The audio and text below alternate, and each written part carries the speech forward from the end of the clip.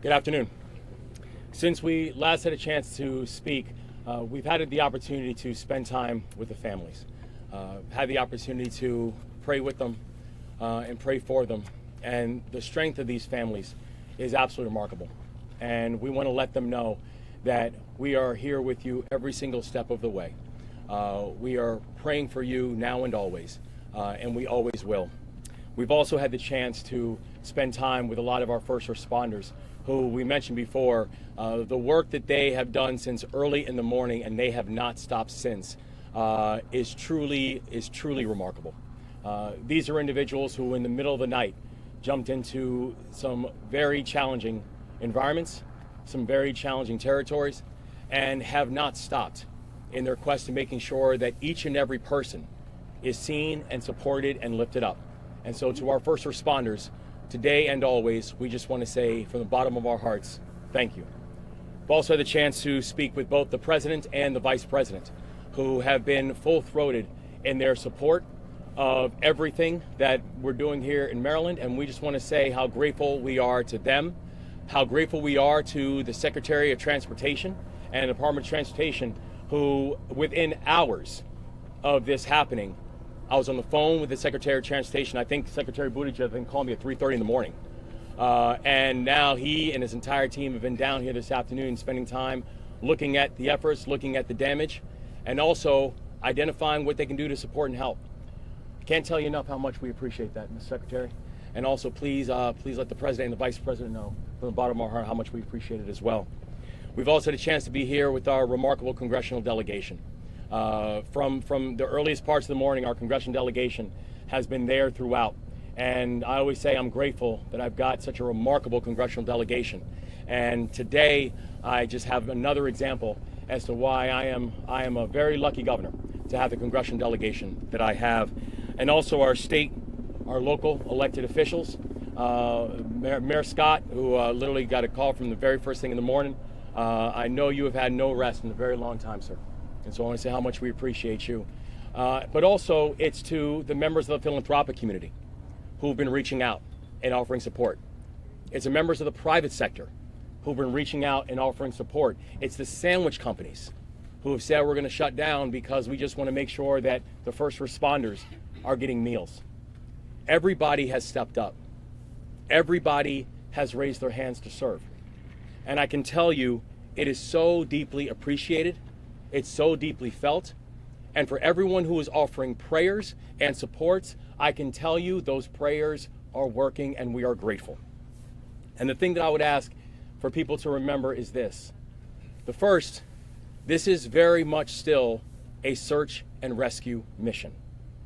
We are still actively looking for survivors. We know, and that's the pledge we've made to these families, and this is still very much an active search and rescue mission. And there is not a single resource that we will hold off on deploying. I have already authorized the deployment of everything from air, land, and sea resources to make sure that this search and rescue operation is carried out to its fullest intent. The second thing I want to remind people is that this will not be short. There's going to be a long road. There's going to be a long road, not just as we go from search and rescue. There'll be a long road as we talk about what does the future of this region, the future of the area look like. And we're going to need each and every one of you. We're thankful to have partners like what we have in the Biden-Harris administration. We're thankful for the partners that we have in our federal delegation. We're thankful for the partners we have in our state and local leadership. We're thankful for the partners that we have in the private sector and the philanthropic community. We're thankful for the partners that we have within the Moore-Miller administration. We're thankful for each and every one of you, both Marylanders and non-Marylanders who have reached out and offered support. We feel it. We need it. And we are truly grateful for it. And I think just in this time, this state has been able to show what it means to be Maryland tough and Baltimore strong. And this state and this city will continue to show exactly that. And so with that, I want to turn it over to our Secretary of Transportation, Pete Buttigieg, with a deep sense of thanks and appreciation. Oh, I apologize. Before I turn it over to Secretary Buttigieg, I want to turn it over to the dean of our delegation, and someone who has been leading from the front this entire time, and we are deeply grateful for the leadership of Senator Ben Cardin.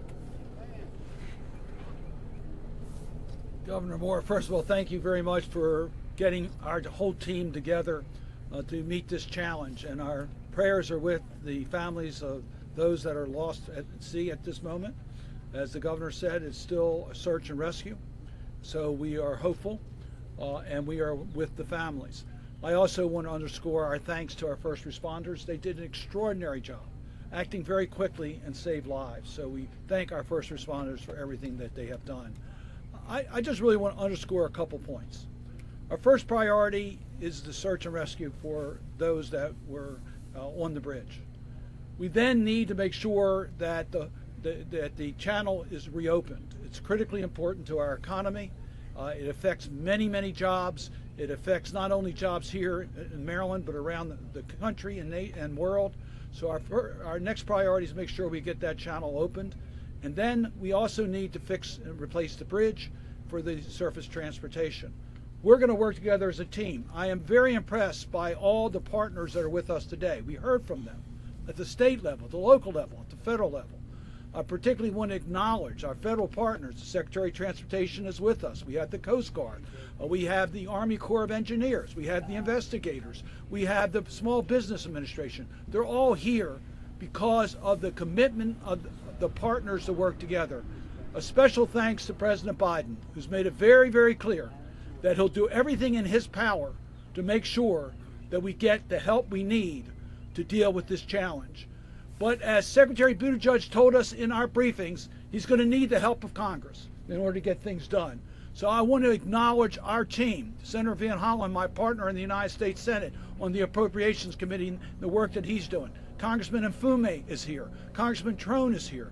Team Maryland, our federal delegation, is committed to working together. Senator Van Hollen and I got calls from our leadership that said they're prepared, Secretary Buttigieg, to do everything that we need to do in Congress to make sure you have the resources and the federal partners have the resources in order to get the job done. So I want to thank Senator Schumer for his call and his comments. Senator Murray, Senator Carper, Chair of the Environment and Public Works Committee, have all been in touch with us.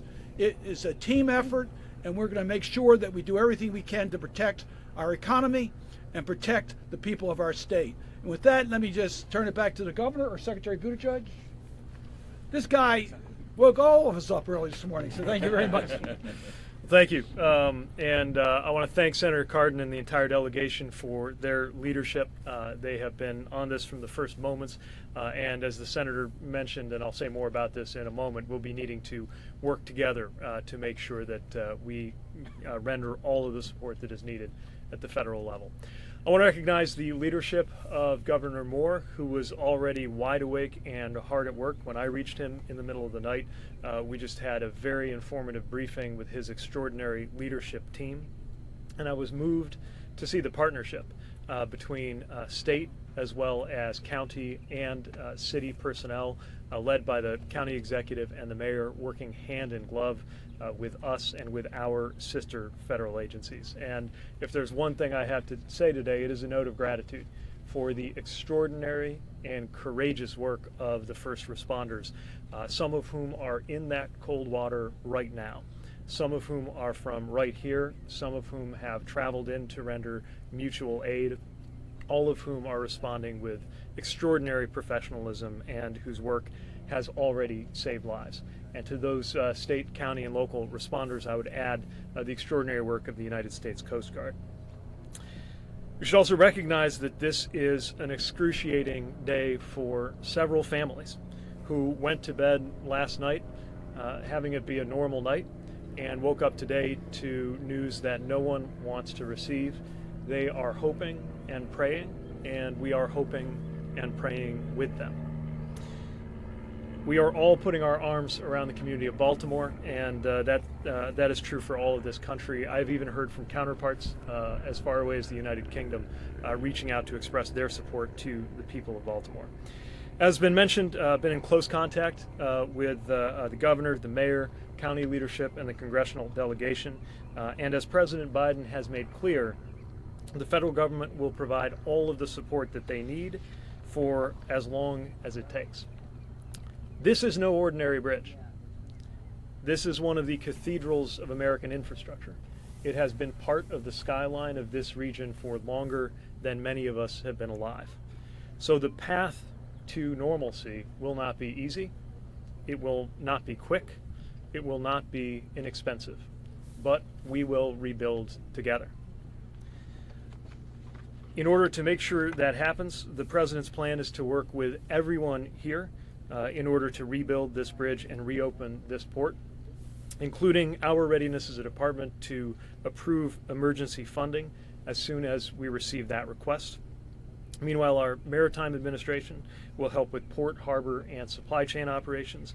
Our Federal Highway Administration will assist when it comes to the bridge itself and any ways that we can help ease roadway congestion for residents and commuters who can no longer use this major thoroughfare.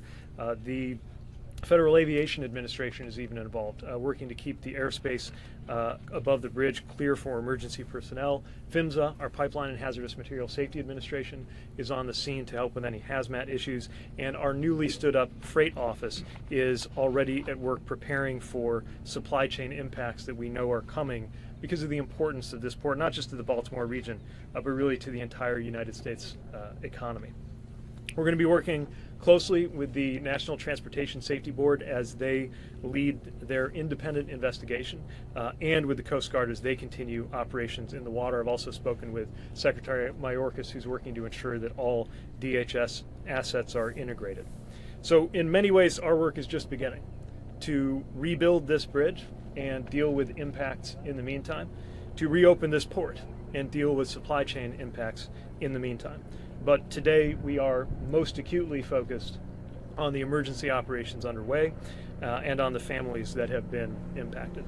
I have no doubt that we will rebuild together and that Baltimore will come back stronger than ever before. And with that, I will turn it back over to the Governor to lead media questions. Governor? Governor, any news on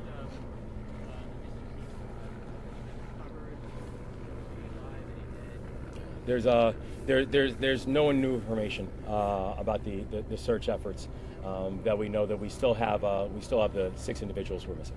Governor, when you talk about the investigative standpoint, how concerned are you if there were any safety violations on this ship or the track record of the owner operator?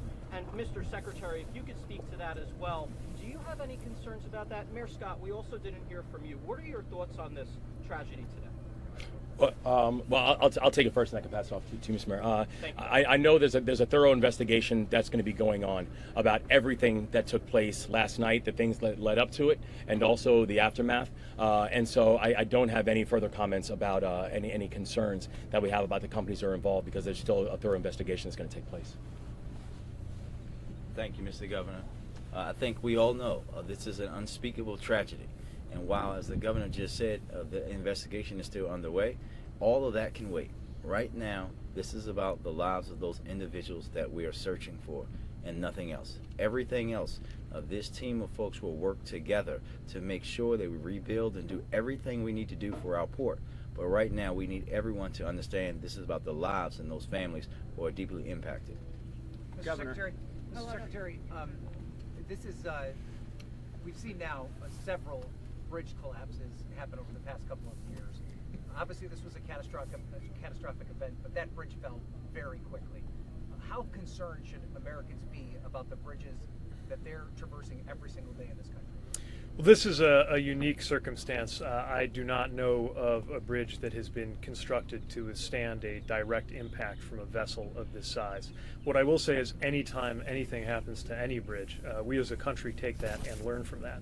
Learning from incidents as diverse as what happened to I-95 in Philadelphia, what happened to I-10 in Los Angeles, or another case that we're learning a lot from here, which is the 2007 collapse of I-35 West in Minnesota. Let me emphasize that was a very different circumstance with very different causes, and the NTSB by design is independently leading the investigation into what those causes are.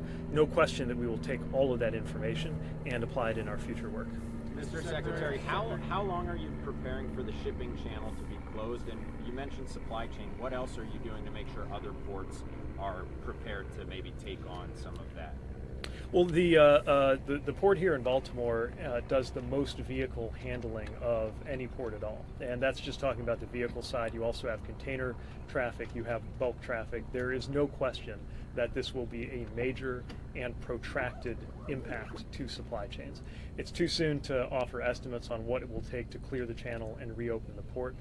There is one part of the facilities here, Trade Point, which is located at Sparrow Point, which is outside of the part that's blocked. But the main part of the Port of Baltimore is, of course, inside the channel that has been blocked. This is part of why we're fortunate to have that newly stood up freight office, which along with the Maritime Administration and all of our interagency and intergovernmental partners here, is we're going to make sure we coordinate. There is no central authority that directs maritime traffic the way you have with air traffic. So it's going to be important to have a number of dialogues established with ocean shippers, beneficial cargo owners, port operators, and everybody else who plays a role here. And I'm sorry, Governor, just for clarity, a question from this morning. It was unclear if there were any vehicles on the bridge when the vessel hit it.